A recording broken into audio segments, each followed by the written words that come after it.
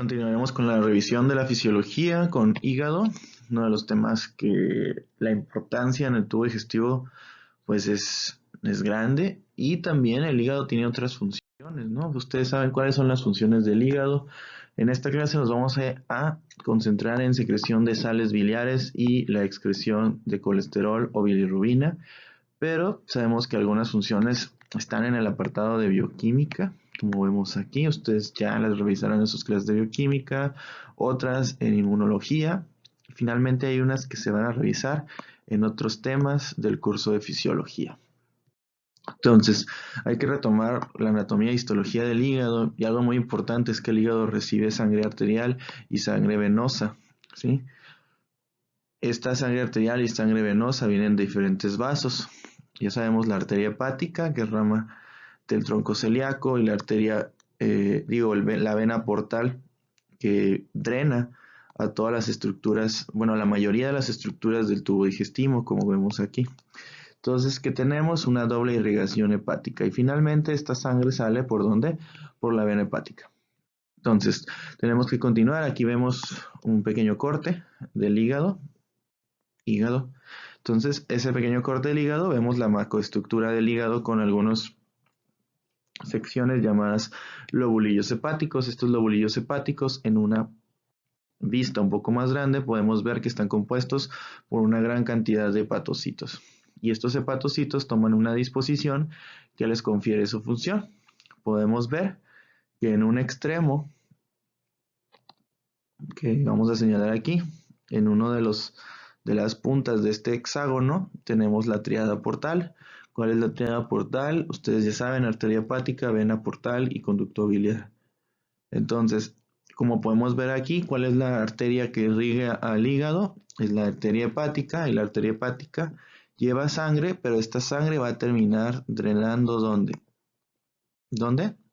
En la vena central, que va a drenar finalmente en la vena hepática. También vemos que la sangre puede llegar por otro lado. ¿Por qué otro lado puede llegar la sangre? Por la vena portal. Esa vena portal también va a viajar y va a drenar ¿dónde? En la vena central, ¿no? Entonces, la vena hepática, como le quieran decir, ¿no? Entonces, la vena porta drena en la vena hepática. Pero antes de drenar, pues pasa por todos estos, a través de todos estos hepatocitos, por los llamados sinusoides. Y bueno, finalmente tenemos el desecho, que es la bilis, pero para que se forme ese desecho, pues tuvo que haber pasado la sangre por los hepatocitos. Entonces, como regla general, la arteria hepática nutre a los hepatocitos.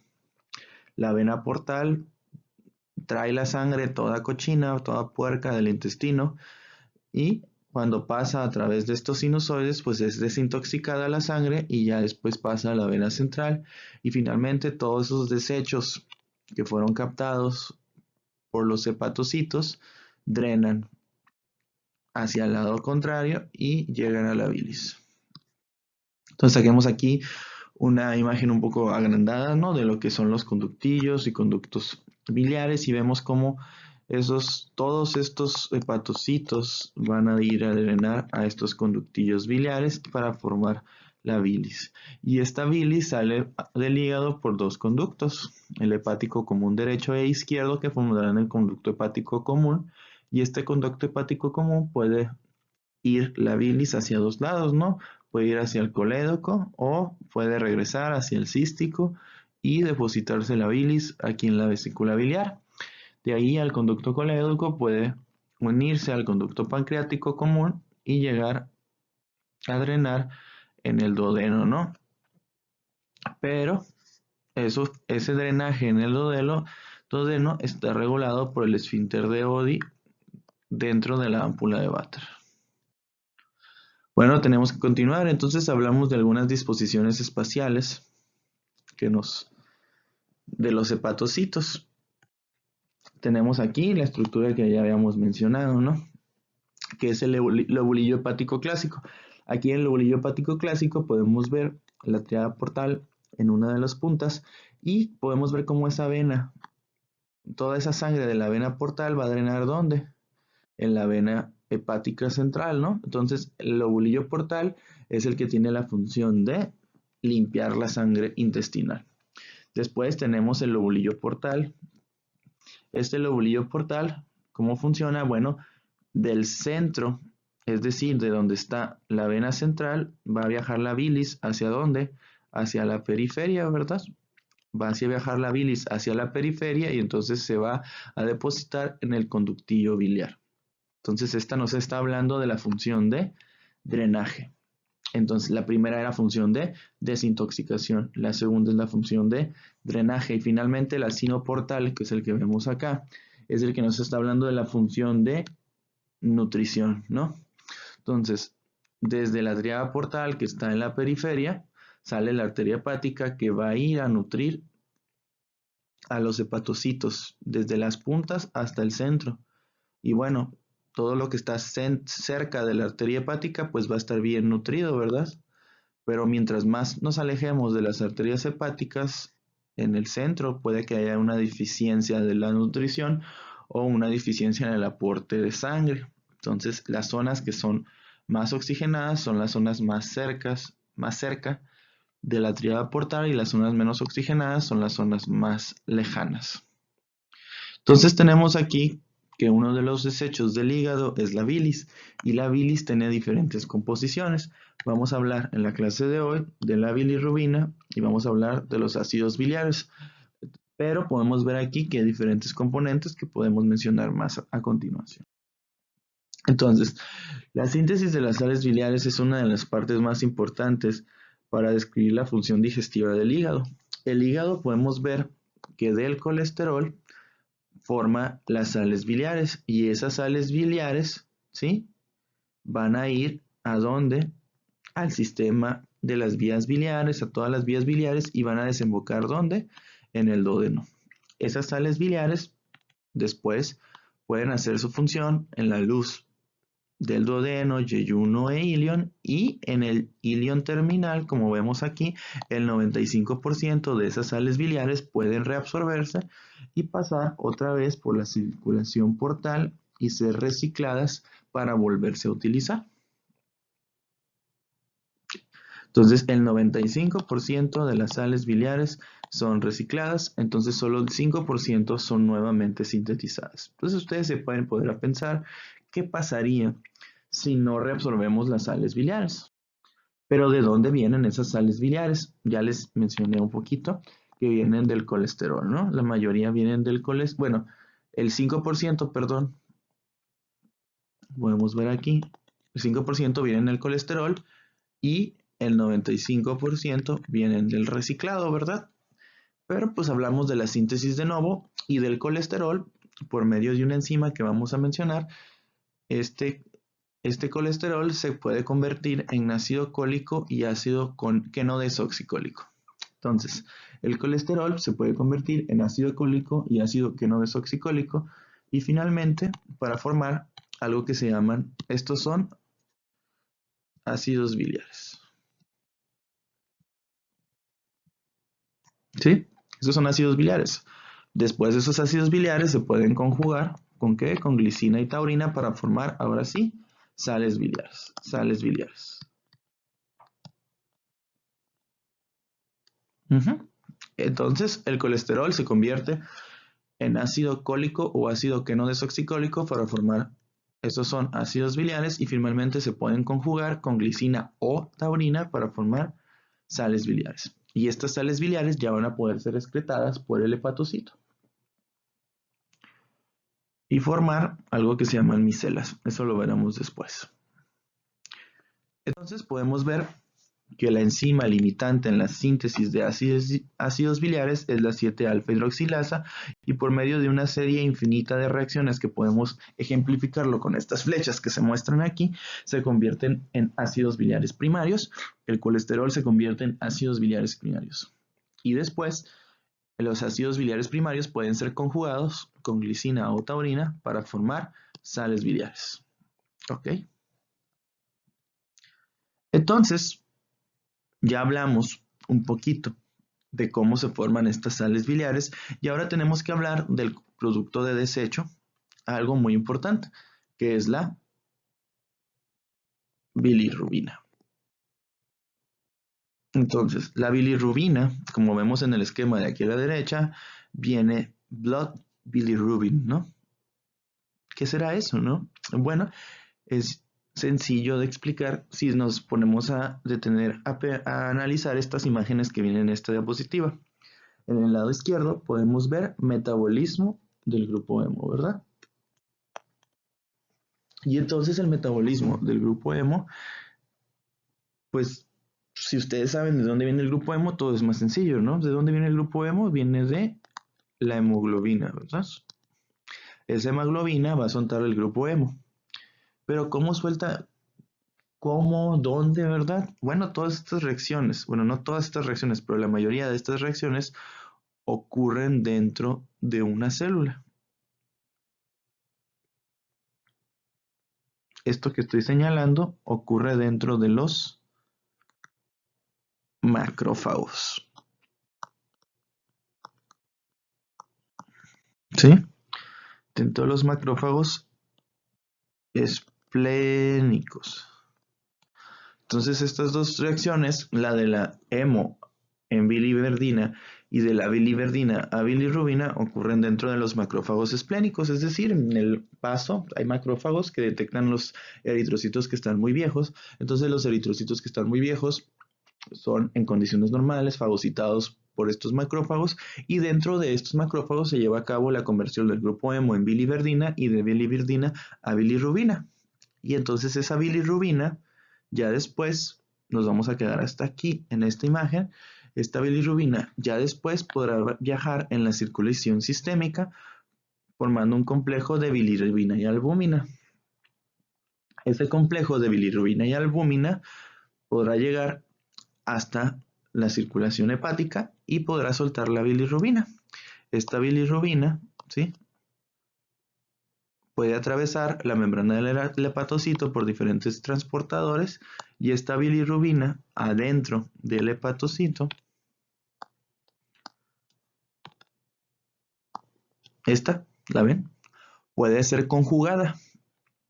Y entonces ustedes ya han oído hablar de eso, ¿no? Existe la bilirrubina conjugada y la bilirrubina no conjugada. Hasta el momento esta bilirrubina no estaba conjugada, pero ahora esta bilirrubina va a poder ser conjugada ¿con quién? Con ácido glucurónico.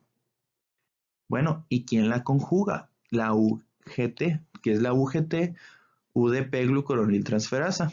Entonces la bilirrubina puede ser conjugada ¿con qué? Ácido glucurónico. ¿Quién la conjuga? UGT o uridil difosfato glucuroniltransferasa. Y la puede conjugar, aquí está, ¿no? Bilirrubina conjugada. Y esa bilirrubina conjugada ya va a poder ser excretada ¿a dónde? A los canalículos biliares, y de ahí a los canalículos biliares va a llegar a la bilis, ¿no? Ahí tenemos la vesícula biliar como ejemplo. Y entonces, en la vesícula biliar ya podrá pasar después al intestino. Entonces, ya hemos hablado en la imagen que vemos aquí en el lado derecho de esta bilirrubina que luego se conjuga con ácido glucurónico para formar bilirrubina conjugada. Entonces, estas sales biliares, esta bilirrubina conjugada y otras sustancias que el hígado excreta, como lo son colesterol y fosfolípidos, van a llegar y van a pasar al conducto hepático común, y de ahí podrán pasar, dependiendo, ¿no? Si está cerrado el esfínter de Oddi, ¿a dónde van a pasar? A la vesícula biliar. Si está abierto, pues podrán pasar directamente al intestino. ¿Ok? Entonces, tenemos aquí que estas dos sustancias de las que hemos hablado pueden sufrir una serie de degradaciones. ¿Dónde? En el intestino. Y empezaremos con la que acabamos de describir, que es los pigmentos biliares, o también llamados pues, bilirrubina, ¿no? Es un pigmento. Entonces, esa bilirrubina que ya mencionamos, ¿a dónde puede ir? Puede llegar al intestino. Aquí está, intestino delgado, ¿verdad? Ya vimos por dónde. En el intestino delgado, esa bilirrubina se puede desconjugar y finalmente esa bilirrubina se puede convertir en urobilinógeno, y ese urobilinógeno, ¿a dónde va a ir? A la orina, a darle el color que es conocido, ¿no? Un poquito amarillito. Y van a decir, oye, ese urobilinógeno, ¿cómo le hizo para llegar al riñón? Ah, bueno, el urobilinógeno puede ser absorbido, ¿sí? Por los enterocitos del intestino delgado. Entonces lo voy a volver a mencionar. La bilis puede ser, ¿tiene qué? Tiene bilirrubina conjugada. Esta se puede desconjugar por medio de las bacterias y se puede convertir después en urobilinógeno. El urobilinógeno se puede absorber por los enterocitos, ¿verdad? Llegar al riñón y en el riñón excretarse como urobilina y esa urobilina le va a dar color a las heces, a la orina. Finalmente, ese urobilinógeno también puede convertirse por las bacterias en estercobilina y la estercobilina se puede excretar en las heces dándole ese color característico de las heces medio cafecito, ¿no? Es uno de los diferentes componentes que tienen las heces. Y la estercobilina, un derivado de la bilirrubina, puede darle ese color a las heces. Y como vemos aquí, los pigmentos biliares pueden irse a las heces como estercobilina o pueden reabsorberse a la circulación general como urobilinógeno. ¿Sí? Y bueno, las sales biliares, ¿qué les pasa? ¿No? Ya vimos que hay sales biliares primarias que están aquí arribita y esas sales biliares primarias van a llegar al intestino delgado, ¿sí? Pueden ser metabolizadas por las bacterias en sales biliares secundarias y esas sales biliares en el intestino hacen su acción, que ya mencionaremos después, y después de hacer su acción pueden llegar al ilion distal o ilion terminal y por medio de transporte activo formar parte de la circulación enterohepática donde el 95% de las sales biliares son reabsorbidas. Y entonces ya hablamos un poquito de cómo hacen su acción estas sales biliares. Bueno, no cómo hacen su acción, sino cómo están dando el rol, ¿no? Y aquí tenemos unas vías biliares que ya hemos mencionado, ¿verdad? Y no hemos mencionado hasta ahorita cuánto se produce de bilis. Aproximadamente se producen 600 mililitros de bilis cada 24 horas. Ya sabemos cuáles se pueden ser los dos destinos de esta bilis. Ya mencionamos acá también. Pero, ¿qué pasa si no estamos comiendo, verdad? Si no estamos comiendo, pues va a estar cerrando el esfínter de Oddi. Y entonces, pues todo se debería ir ¿a dónde? A la vesícula biliar. Desafortunadamente, la vesícula biliar, pues le caben solo 500 mililitros, ¿verdad? ¿Qué pasa? Bueno, la bilis tiene un mecanismo de absorción muy parecido al mecanismo de absorción que existe en riñón, ¿sí? Puede absorber sodio, puede absorber cloro, hay acuaporinas, ¿verdad? Y entonces este mecanismo lleva a la absorción neta de agua.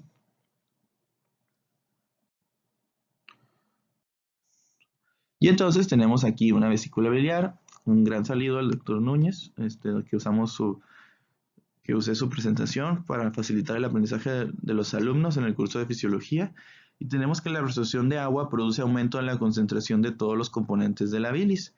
Y bueno, aquí tenemos los componentes de la bilis que ya hemos mencionado. Hablamos de colesterol, se está concentrando. Hablamos de ácidos biliares, se están concentrando. Hablamos de calcio, se está concentrando. Hablamos de fosfolípidos, se están concentrando. Hablamos de bilirrubina o pigmentos biliares, todos se están concentrando. Entonces, la reabsorción de agua produce aumento de la concentración de todos los componentes de la bilis. Si la reabsorción es excesiva, aumenta el riesgo de precipitación del colesterol, que es uno de los temas principales que se abordará, en el curso de fisiopatología. Entonces, ya hablamos de la composición de la bilis. Entonces, la bilis tiene esta composición que estamos viendo aquí, ¿no? Entonces, la composición de la bilis tiene principalmente los ácidos biliares, tiene colesterol, fosfolípidos, bilirrubina, bicarbonato y algunos iones. ¿Qué le pasa a esos iones? Bueno, la mayoría de ellos se están concentrando. Entonces, ¿por qué se están concentrando la mayoría de los iones? Porque hay una reabsorción neta ¿de qué? De agua. ¿Dónde? En la vesícula biliar. ¿Qué pasaría si fuera excesiva? Ya lo revisamos. Entonces tenemos que hablar un poquito de la regulación, ¿no? Ya hablamos un poquito de que la vesícula biliar se absorbe en una gran cantidad de agua, electrolitos, ¿no? Entonces esa vesícula biliar puede concentrar hasta cierta forma la bilis, pero pues esa bilis de la vesícula biliar, ¿cómo se le va a ocurrir salir, no? Entonces vamos a dibujar aquí en este intestino delgado que tenemos acá abajo una célula, es una célula I, ¿sí? Y también podemos dibujar, si ustedes quieren, una célula S. Ya saben cuáles son los estímulos para la célula S y la célula I, ¿verdad? Entonces, esa célula S que detecta hidrógenos, ¿verdad? Entonces, al detectar esos hidrógenos, la célula S secreta secretina, ¿verdad? Y esa secretina puede aumentar la secreción de bicarbonato de las células de los conductos biliares. Eso no lo habíamos mencionado, pero aquí está, ¿verdad? Secretina aumenta la secreción de bicarbonato y de fluidos de las vías biliares. En realidad estas vías biliares pues no son tubos huecos, ¿no? Tienen células que los recubren, entonces, bueno, la secretina también aumenta la secreción de bicarbonato y fluido por el mismo mecanismo que lo hacían las células ductales del páncreas.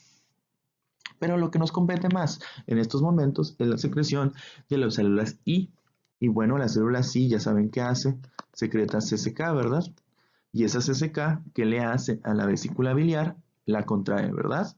Pero al mismo tiempo, esa CCK, ¿qué relaja? Bueno, aquí no viene en el dibujo, pero lo vamos a mencionar. La CCK puede relajar el esfínter de Oddi. ¿Ok? Entonces, la CCK, ¿por qué es estimulada? Por grasas, ¿verdad? Entonces, la CCK, las células I, perdón, detectan el aumento de grasas y al detectar el aumento de grasas aumenta la secreción de CCK.